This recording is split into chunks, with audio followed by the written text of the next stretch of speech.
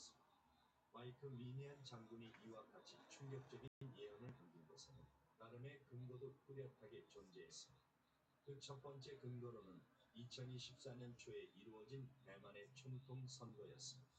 중국과 대만의 관계, 이른바 양안 관계는 아직 완전히 해소되지 않은 냉전의 찌꺼기가 남아있습니다. 중국은 그 찌꺼기를 이용해 대만을 무력으로 장악하려는 기회를 호시탐탐 노리고 있습니다. 이 둘 사이의 복잡한 관계 속에서 새롭게 당선된 대만의 총통이 대만의 독립의지를 더욱 확고히 하게 될 경우 중국은 기어코 전쟁을 일으킬 빌미를 잡아낼 것이라는 것이 마이크 미니안 장군의 해석입니다. 그리고 그 두 번째 근거로는 같은 해 2024년에 이루어질 미국의 대통령 선거입니다. 이는 미국에서 가장 큰 행사이자 동시에 전 세계적으로도 큰 이목이 이끌리는 세계적인 관심사이기도 합니다. 현재 모든 나라 중에 가장 영향력이 큰 강대국인 미국의 지도자가 어떤 당에서 어떤 인물로 선출될 것인가에 따라 국가 간 이해관계와 또 정책의 방향성까지도 크게 달라질 수 있기 때문입니다. 이는 국가뿐만이 아니라 거대 기업들의 무역 수출입과 거래에도 영향을 줄 수 있기 때문에 당연하게도 전세계적 이슈일 수밖에 없습니다.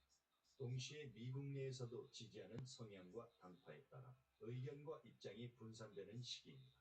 마이크 미니안 장군은 바로 이 점을 꼬집으며 국제 정세에 대한 미국 내 관심이 정치, 외교, 군사적으로 모두 분열될 이 시기가 중국 입장에서는 전쟁을 준비할 타이밍이라고 주장합니다.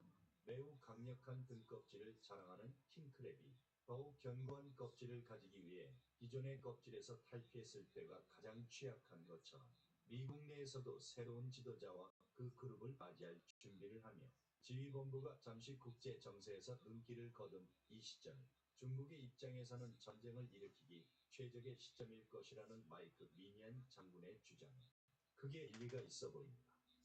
사실 이렇게 중국발 전쟁에 대한 예언을 남긴 인물은 마이크 미니안 장군이 처음이 아닙니다. 중국은 2027년이 되기 전에 대만을 침공할 것이다. 필립 데이비슨 전 인도태평양 사령관은 22년도에 이와 같은 예언을 남겼고, 중국은 빠른 시간 안에 통일을 추구할 것이며 만약 평화적으로 그들이 대만과의 통일을 이뤄낼 수단과 방법이 없다면 강압적인 무력 통일이 그들의 방법이 될 것이다. 라고 토니 블링컨 전 미 국무부 장관은 이야기했습니다.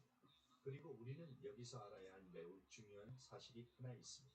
중국이 대만을 공격하기 전에는 반드시 북한이 남한을 공격하는 전쟁이 먼저 일어난다는 것입니다. 왜 그럴까요? 중국이 대만을 침공한다면 미국이 전쟁에 개입할 수밖에 없을 것이고, 미국의 전쟁 개입은 당연히 한국과 일본의 전쟁 개입도 의미합니다. 중국의 입장에서는 대만을 공격하기 이전에 거대한 장애물인 미군과 주한미군, 그리고 주일미군에 대한 사전 조치가 필요한 상황이 앞서서 벌어지게 되는 것입니다. 미국의 싱크탱크 전략국제문제연구소가 중국과 대만의 양안전쟁을 가상의 상황에서 시뮬레이션하고 미리 예측해보았던 워게임 리포트를 발표한 바 있는데, 그 내용을 살펴보면 다음과 같습니다. 전쟁 상황 시뮬레이션인 워게임에서 중국이 일본을 공격하게 되는 것은 선제 공격의 의미가 아닌 미국과 일본이 중국과 대만 전쟁에 뒤늦게 참전을 할 경우 개시한 공격이었습니다. 중국으로서는 일본의 군사조직과 주일미군에게 선제 공격을 하게 된다면 미국과 중국의 군사적 전면전을 불러일으키게 될 것이고, 이는 국방비가 중국의 2배 수준에 달하는 미군으로 인해 중국이 감당하기 어려운 극한의 재앙을 스스로 초래하는 결과를 낳게 될 것입니다. 그러나 한반도라는 상황이 다릅니다. 한반도에는 중국과 군사동맹을 맺고 있으며 한국과 미국에 대한 피해의식과 증오심으로 가득 차 있는 수십 년 동안 전쟁을 실질적으로 준비해온 바로 북한이 있기 때문입니다. 중국 전문가로 알려진 이철 박사의 의견을 들어보겠습니다. 중국의 시주석은 수십 년간 준비해온 중국과 대만, 즉 양안전쟁을 치르려 합니다. 그런데 주한미군과 한국군에 대한 사전 조치 없이 대만을 공격할 수 없기 때문에 이들은 북한과 사전에 협의를 마치고 한반도의 대규모 군사적 긴장 사태를 먼저 발생시킬 가능성이 매우 높습니다. 그 규모는 이전의 연평도 국지도발 사건보다 훨씬 클 것이며 대한민국의 인명피해 역시 피하기 어려울 수 있습니다. 중국 공산당이 전시 동원 체계를 구축하기 시작했고 식량과 에너지 등 전략과 물자 역시 체계적으로 비축하고 있습니다. 예상했던 일들이 하나 둘씩 실제로 일어나고 있는 것입니다. 이 영상을 보고 계신 이 시점에도 설마 이러한 전쟁이 실제로 일어날까라고 생각하실 수 있겠으나 여러 군사, 국가 전문가들은 입을 모아 실제로 전쟁이 3년 안에 일어날 가능성이 매우 높다고 말하고 있습니다.